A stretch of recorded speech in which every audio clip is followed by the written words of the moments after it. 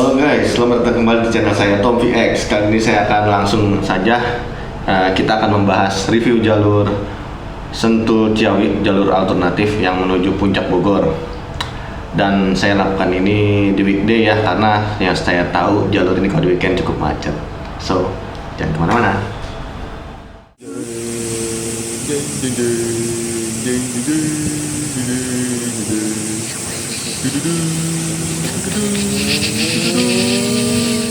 Jadi kali ini saya akan membahas jalur yang dapat kalian lihat di sebelah sini. Jadi jalannya itu sebenarnya memang ujungnya nanti keluarnya di Ciawi.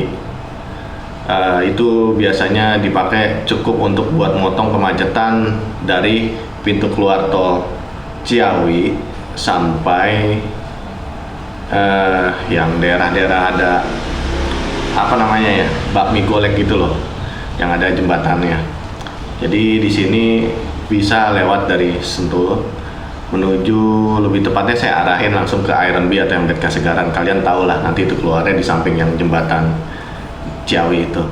Oke, tanpa basa-basi lebih lanjut lagi, langsung aja kita cek jalurnya seperti apa kalau dilakukan di weekday ya, karena kalau di weekend sudah pastinya padat. Jadi di sini saya mau ngasih tahu kondisi jalur alternatif tersebut per Desember 2021 atau akhir tahun 2021 seperti apa. Video akan saya putar dengan kecepatan 1,5 kali lebih cepat ya, atau 150% lah ya. Jadi yang tertera kiri bawah dan tidak menggunakan filter.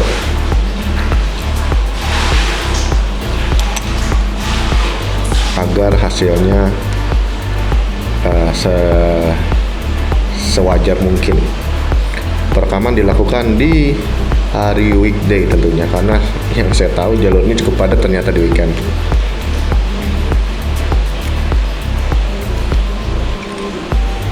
Menurut saya jalurnya cukup nyaman dilalui motor dan mobil. Hanya saja jalurnya kecil, view-nya bagus, dan kiri kanan sepanjang jalan banyak rumah makan atau kafe-kafe kecil yang cukup menarik sebenarnya. Jalan sebenarnya relatif mulus, hanya ada beberapa kerusakan kecil.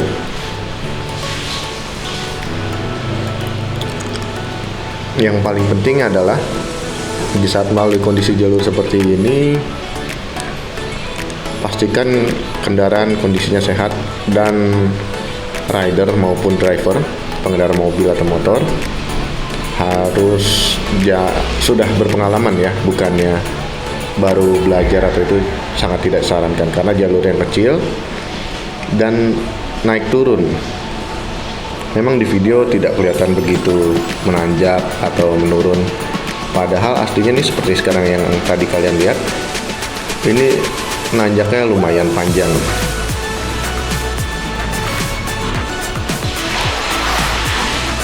Dan terkadang turunannya pun cukup curam.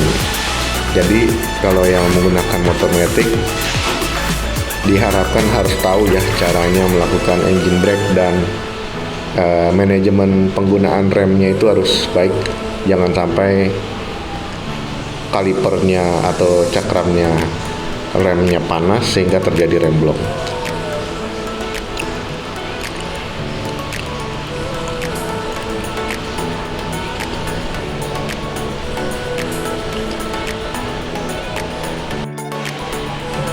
Tikungan yang kalian lihat barusan ini sangat curam loh kalau menggunakan mobil, apalagi jika menggunakan kendaraan roda 4 yang berpenggerak bagian depan ya, atau front wheel drive. Itu tadi cukup sangat berbahaya posisi tanjakannya. Seperti yang kalian lihat juga, jalur jika dua mobil berpapasan itu akan agak sempit saat sudah sampai jalur ini.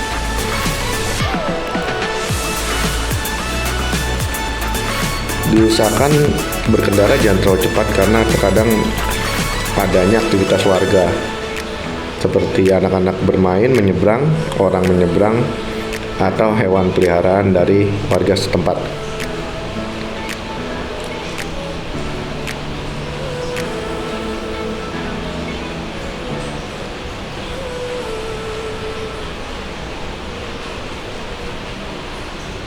yang tadi barusan dilihat kiri itu ada tempat makan yang cukup wow, cuman kita nggak berhenti karena kita memang plannya mau ke Iron Bee ya, nggak makan di situ.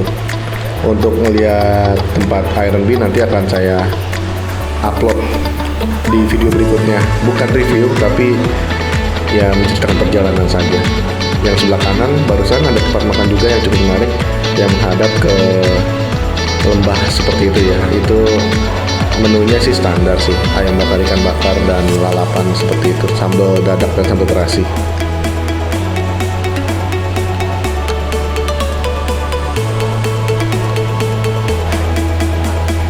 Barusan di kiri juga terletak villa.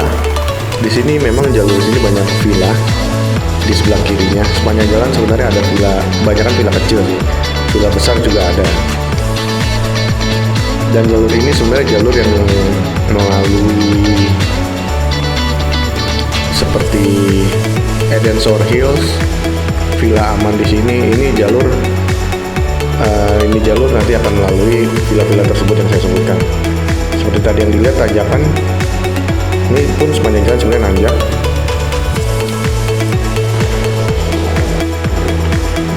Di depan saya ada R3 ya, dia itu front wheel drive, penggerak roda depan, dan penumpang full.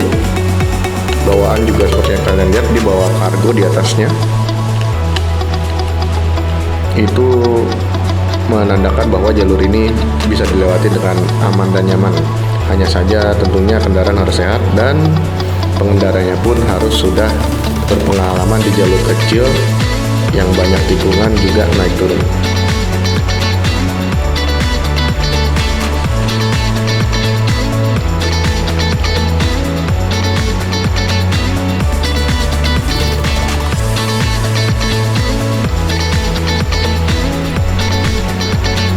Ini sepanjang jalan sebelah kiri juga sebenarnya banyak tulisan kayak semacam villa kamar, mungkin kamar-kamar yang disewakan ya, seperti kos-kosan maksudnya, karena nggak mungkin disewa dalam satu rumah. Nah, jika terjadi hadapan-hadapan dengan kendaraan lain, maka pengemudi roda 4 harus pandai-pandai mencari celah agar bisa melewati, karena jalurnya memang tidak selebar untuk 2 mobil, tapi mungkin 1/3/4 kali ada.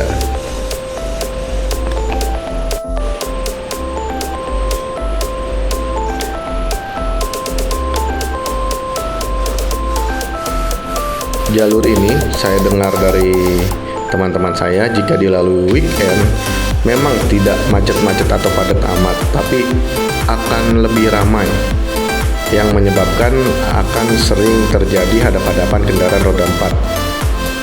Tadi aja seperti ini, kendaraan roda 4 berhadapan, hanya sekali aja bisa membuat pelan-pelan seperti ini ya. Bayangkan jika di weekend kendaraan roda 4 lebih banyak, otomatis di sini juga akan otomatis macet. Walaupun sebenarnya nggak padat-padat amat. Dan sepanjang jalan sebenarnya kalau kalian perhatikan juga kiri kanan terdapat WC umum. Jadi bagi yang kebelet karena macet di jalur ini ada WC umum. Juga ada Pertamini atau Pertashop ya, penjual bensin Pertamina yang paling kecil yang saya tahu. Sepanjang jalan ini udaranya relatif adem, tidak panas.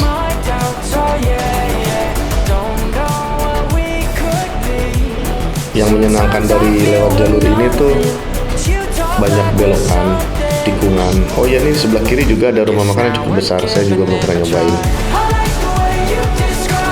tapi sepertinya cukup menyenangkan sih. Jadi mungkin dari waktu saya akan coba, dan mungkin akan saya coba review juga. Jika kalian perhatikan di sebelah kiri itu juga terdapat resto ya, yang ada tempat wisatanya, bisa turun ke sungai di bawah tuh, dan ada villa-villa yang disewakan juga.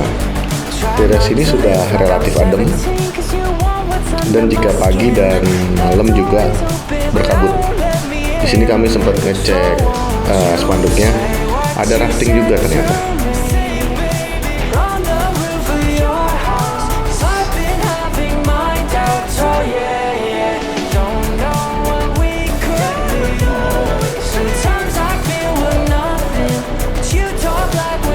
Kalau lewat jalur ini diharapkan kalau ada tikungan jangan terlalu cepat ya, karena banyak blind spot, takut ada kendaraan di balik tikungan tersebut.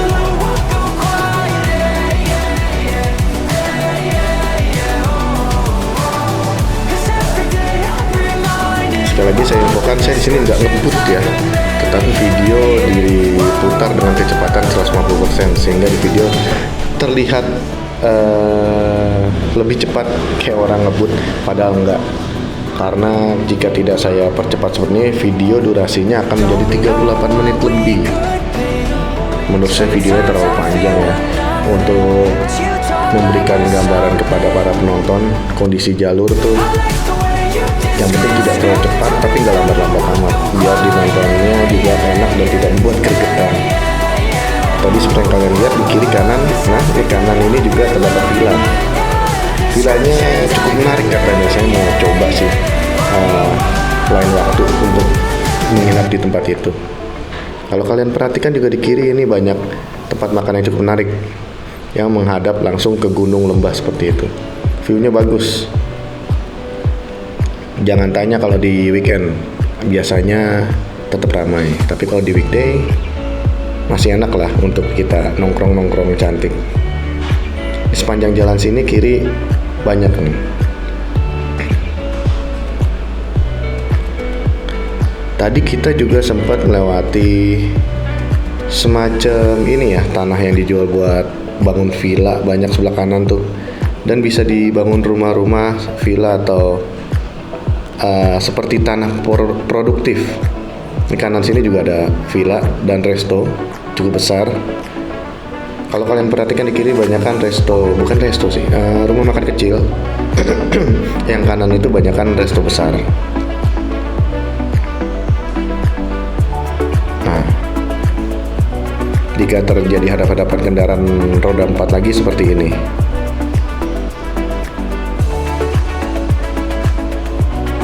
Jadi saya harap dengan kalian melihat kondisi jalur seasli mungkin sebenarnya, dan memang ada beberapa yang saya potong karena tidak ada yang menarik yang bisa saya tunjukkan, tapi saya hanya memilih video-video yang sekiranya tikungannya, belokannya, tanjakan naik turun, kondisinya, jalan rusaknya, juga view-viewnya pilihan, agar kalian bisa lihat kondisi sebenarnya. Dan video ini diambil pada bulan Desember 2021. Untungnya saya jalan di musim hujan ini, ya cuaca tidak cerah tapi tidak hujan, adem lah. Ditambah udah sampai sini nih, nanti kita akan melewatin area, berarti area dari Gunung Pacar ke Gunung Gelis ya, harusnya. Itu bisa dikatakan cukup sejuk loh. Tidak dingin-dingin amat, tapi cukup sejuk. Jika kalian perhatikan, nah ini jalur yang belum lama longsor itu. Sempat tidak bisa lewat karena takut ada longsor susulan.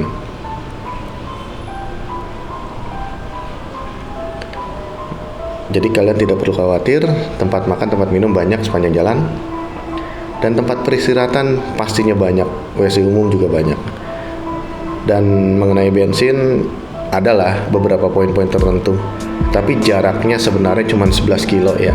Jadi kayaknya kalian tidak perlu terlalu khawatir jika kehabisan bahan bakar, karena 11 kilo lah, masa nggak dapat.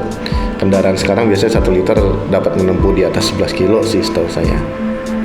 Kendaraan yang saya pakai aja ini dapat menempuh 27 km dalam penggunaan 1 liter BBM. Kanan tadi kalau kalian lihat ada tempat wisata dan tempat makan yang bisa turun ke sungai dan ke sawah, dan ada villa yang cukup menarik. Sepanjang jalur ini sebelah kiri banyak tempat makan cantik nih, kafe-kafe menarik menurut saya. Ini udah mulai masuk area Gunung Gelis ya harusnya nih. Jalur ini sebenarnya kepake buat kalian yang biasanya di tol tuh macet karena adanya buka tutup. Ini bisa jadi solusi jika tujuan kalian tuh masih daerah-daerah Ciawi, masih daerah-daerah Gunung Gelis, dan masih daerah-daerah Gadok. Biar nggak kena macet tuh di tol keluar, di gerbang tol keluar Ciawi. Kan tahu sendiri tuh, sebelum gerbang tol aja kan macetnya udah panjang. Memang waktu yang dibutuhkan tidak sebentar, tapi daripada macet-macet, mendingan ini kan jalan. Jadi ya nggak bete gitu diem di satu tempat. Kalau saya pribadi seperti itu. Balik lagi ke kalian sih.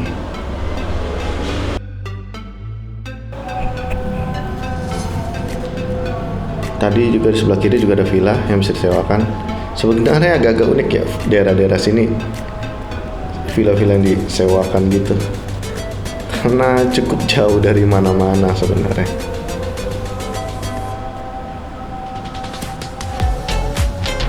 Ini kiri juga ada villa besar nih. Dan kiri itu tadi ada jalur kiri, saya belum pernah coba tuh, mungkin besok-besok akan coba. Bagi kalian yang nonton video ini tahu belokan kiri tadi ke arah mana, mungkin kalian bisa tulis komen dan kasih tahu apa yang menarik, mungkin besok-besok akan saya explore. Nah, tempat kanan tadi ada kafe-kafe yang kekinian buat nongkrong-nongkrong. Malam minggu dipastikan rame. Sepanjang jalan ini kalian tahu lah ya, bahwa malam minggu Sunmori, daerah sini nih kiri kanan pasti rame. Banyak anak-anak motor dan mobil yang nongkrong menikmati keindahan alam. Kiri tadi juga bagus tuh, saya pernah ke situ.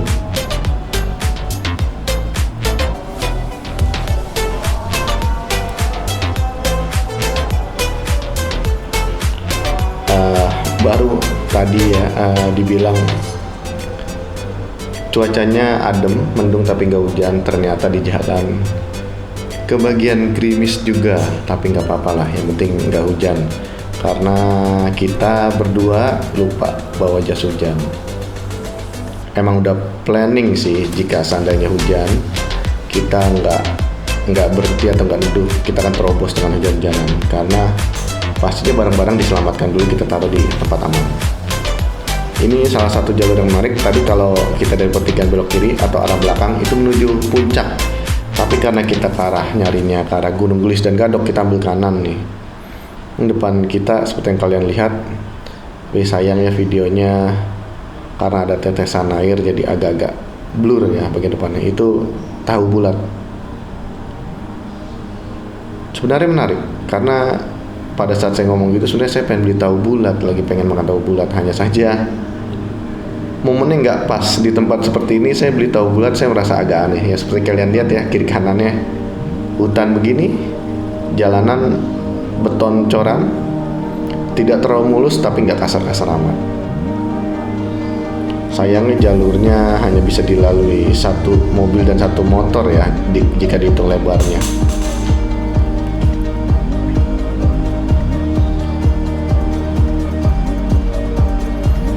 Tapi saya yakin bagi kalian jalur ini cukup dikenal ya, karena tadi di kanan pun banyak rumah-rumah yang disewakan sebagai villa.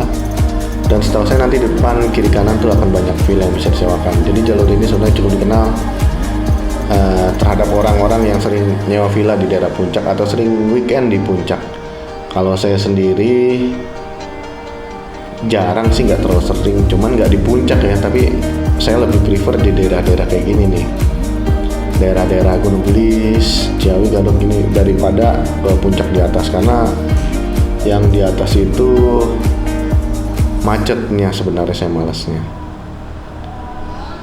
Segala macam tempat ramai. Memang kalau nyewa villa itu paling enak kita bawa bahan makanan dan masak-masak ya bareng keluarga.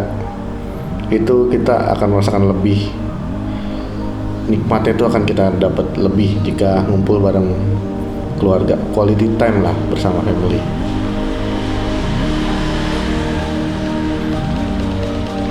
Ada kali saya lewat jalur sini puluhan kali. Tetapi dari dulu sampai sekarang ya perkembangannya cuman dicor ini aja nih. Nanti di depan jalanannya masih ada rusak lah, sedikit memang. Tapi rusaknya itu masih kerikil ya, masih nyaman dilalui roda 2 dan roda 4. Ini jika kalian perhatikan sebelah kiri banyak villa-villa yang juga disewakan.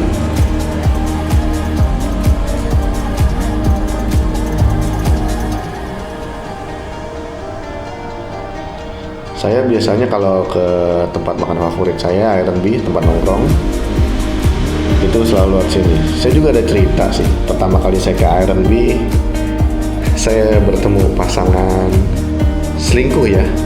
Jadi kayaknya si ceweknya itu udah punya suami, tapi nongkrong bareng dengan cowok yang sudah punya istri. Kebetulan di Ironbee juga. Ya begitulah.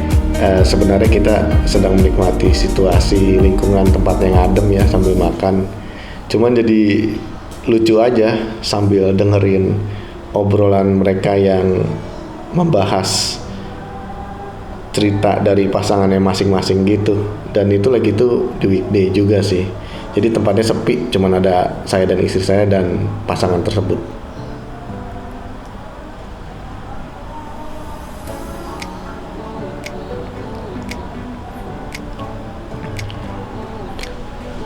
Akhirnya kita menemukan jalur normal dan mulai banyak ketemu peradaban, banyak tempat makan lagi dan lain-lain. Tadi jalurnya ada sekitar 1-2 kilo. Ya jalur villa-villa seperti itu emang agak-agak gak begitu ramai.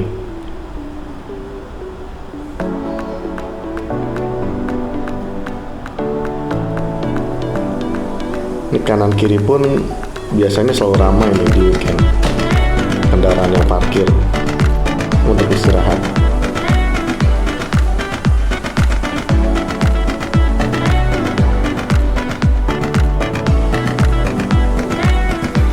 Sebenarnya kita kesini nggak prepare loh. Jaket dan celana riding yang kita pakai aja yang biasa. Harusnya memang minimal windproof atau semi waterproof. Oke, akhirnya kita sampai di tempat favorit. Di sini menarik sih makanannya dan ada tempat camping dan glampingnya. Saya selalu parkir di sini, jika nggak dapat ya biasanya saya cari opsi lain. Oke, terima kasih telah menonton. Saya rasa dari tempat ini Ironbee menuju Jembatan Gadok nggak perlu saya tunjukkan lah ya situasi dan kondisinya karena sudah sangat umum. Ironbee ini letaknya dekat Bed Kasegaran.